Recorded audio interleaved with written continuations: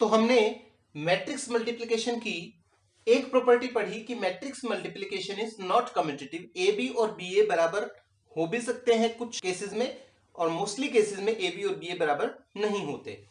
दूसरी जो प्रॉपर्टी है मैट्रिक्स मल्टीप्लिकेशन की वो है कि मैट्रिक्स मल्टीप्लिकेशन एसोसिएटिव है। एसोसिएटिव का अर्थ क्या है कि जब हम तीन मैट्रिसेस को आपस में मल्टीप्लाई करते हैं तो देखिए तीनों को एक साथ मल्टीप्लाई कभी भी कर ही नहीं सकते। हम अगर नंबर्स की भी बात करें, अगर मैं कहूं कि 2 इंटू 5 इंटू 7 करें तो आप इसको कभी भी सीधा 70 नहीं निकाल सकते।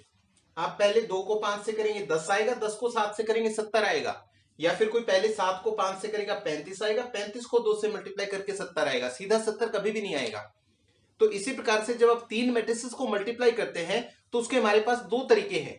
पहला तरीका ये कि हम बी और सी को पहले मल्टीप्लाई कर ले, जो आए उसको फिर ए से मल्टीप्लाई कर दे, या फिर दूसरा तरीका क्या है कि पहले ए और बी को मल्टीप्लाई कर ले, जो आंसर आए उसको सी से कर दे, जैसे इसमें किया था हमने।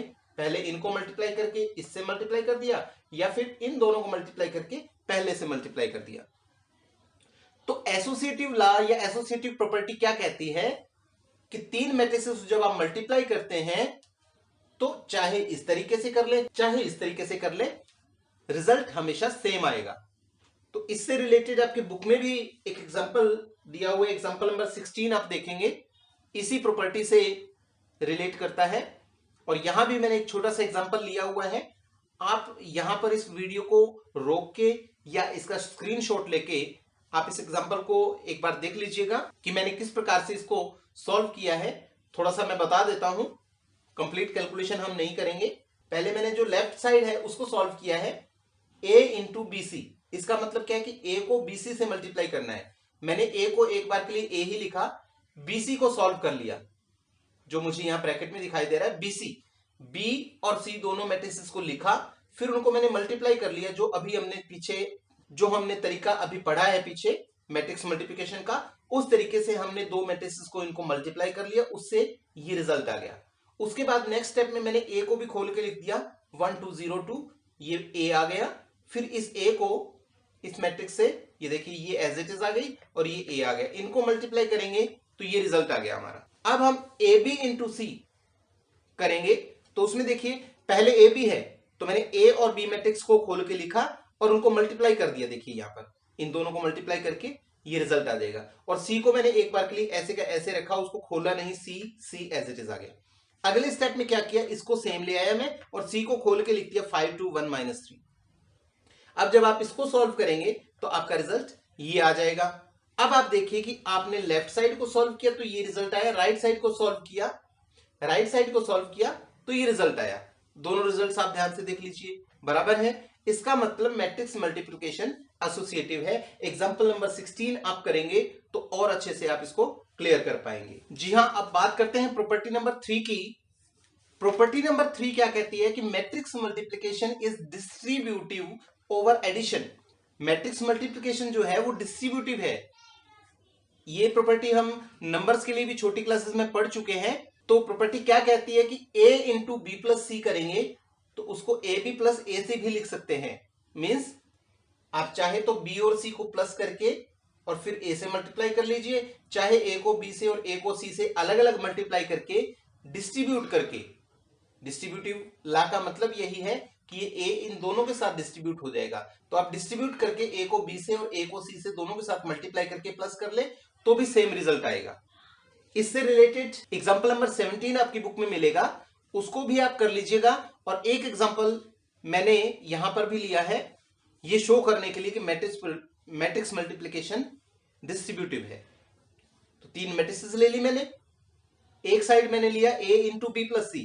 तो इसके लिए मैं क्या करूंगा, a को a रखूंगा, b प्लस सी करेंगे। पहले मैंने b और c को प्लस करके लिखा, 3 + 5 लिख दिया, 1 + 2 आ गया, -1 + 1 और 2 + -3 ये आ गया। इसको मैंने सॉल्व किया तो 3 + 5 8 3 0 और -1 आ गया। इधर से मैंने a को लिख दिया 1 2 0 2। अब जब आप इनको मल्टीप्लाई करेंगे तो ये रिजल्ट आ जाएगा। मल्टीप्लिकेशन आप खुद कर लीजिएगा, आपकी प्रैक्टिस के लिए छोड़ रहा हूं मैं। ये आ गया लेफ्ट साइड का रिजल्ट। अब आप राइट साइड में जाइए, राइट साइड में ये है कि A B plus A C, A B plus A C जब आप करेंगे तो ए मैट्रिक्स लिखा इंटू बी मैट्रिक्स लिखा, प्लस आ गया, फिर ए सी, ए और सी मैट्रिक्स लिखती। उसके बाद आप ए को बी से मल्टीप्लाई करेंगे, मल्टीप्लिकेशन आप अपने आप कर लीजिएगा, इन दोनों को मल्टीप्लाई करके ये रिजल्ट आया और इन दोनों को मल्टीप्लाई करके ये मैट्रिक्स आ गई। अब इसको और इसको जब आप प्लस करेंगे, ऐड करेंगे तो ये रिजल्ट आ जाएगा।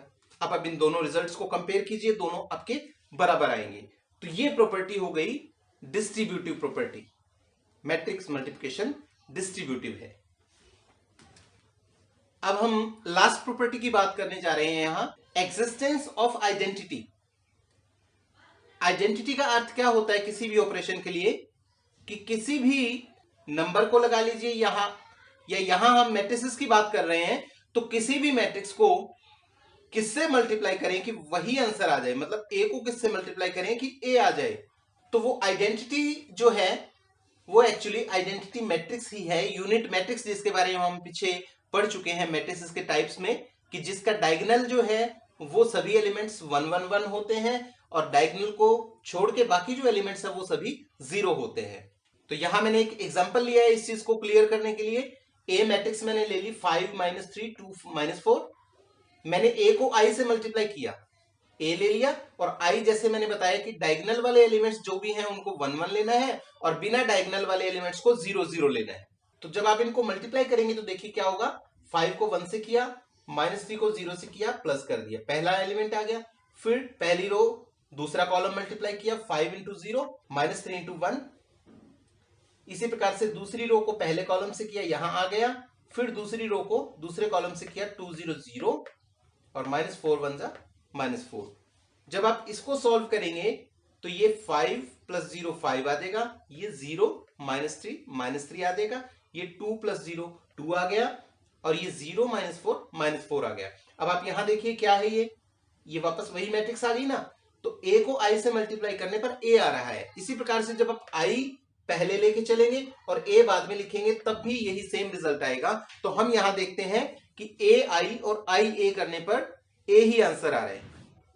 तो यहां पर ये जो आई है इसे हम बोलते हैं आइडेंटिटी या आइडेंटिटी मैट्रिक्स।